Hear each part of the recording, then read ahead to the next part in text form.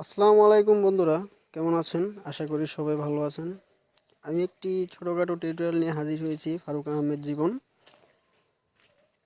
তা টিউটোরিয়ালটি সবাই জানেন, ইউজ করেছেন, ব্যবহার করেছেন। তা আমি এই টিউটোরিয়ালটি থেকে অন্য একটি টিউটোরিয়াল দেখাতে চাচ্ছি, যে টিউটোরিয়ালটি আপনাদের আশা করি খুব কাজে দিবে। যে আপনারা হাসবেন না, হাসার মতোই, কারণ এই টিউটোরিয়ালটি সবাই ইউজ করেছেন, তার জন্যই বলছি। চলুন কথা না বাড়িয়ে কাজ শুরু করা যাক।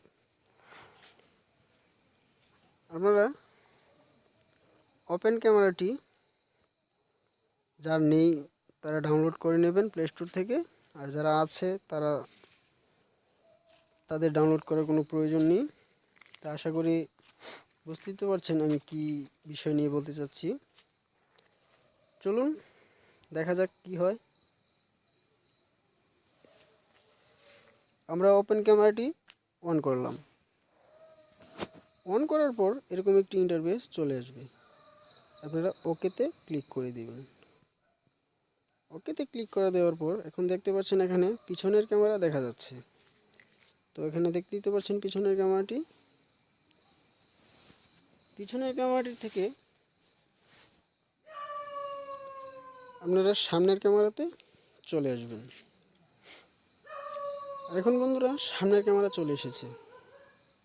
সামনের ক্যামেরাতে চলে আসার পর এখানে তিনটি ডট দেখতে পাচ্ছেন, তিনটি ডটে ক্লিক করুন।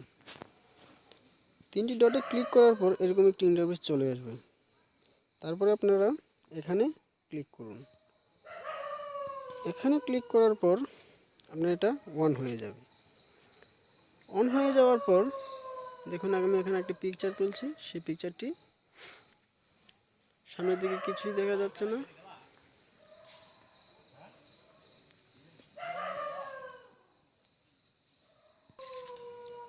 হ্যাঁ বন্ধুরা, আমার একটু প্রবলেম হয়ে গিয়েছিল, তার জন্য দেখাতে পারিনি, এখন দেখাচ্ছি। আপনারা এখানে ছবিটা তুলুন।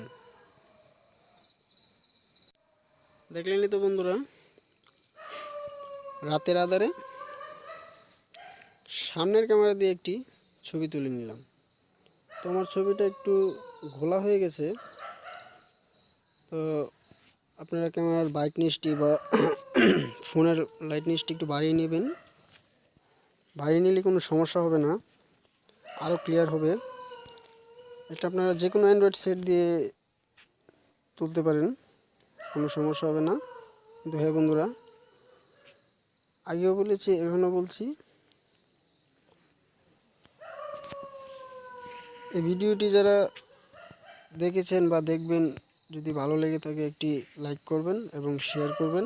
হ্যাঁ বন্ধুরা, আমাদের সাবস্ক্রাইবের সংখ্যা খুবই কম, অবশ্যই একটি সাবস্ক্রাইব করবেন। আপনাদের একটি সাবস্ক্রাইব আমাদের কাছে অনেক মূল্যবান।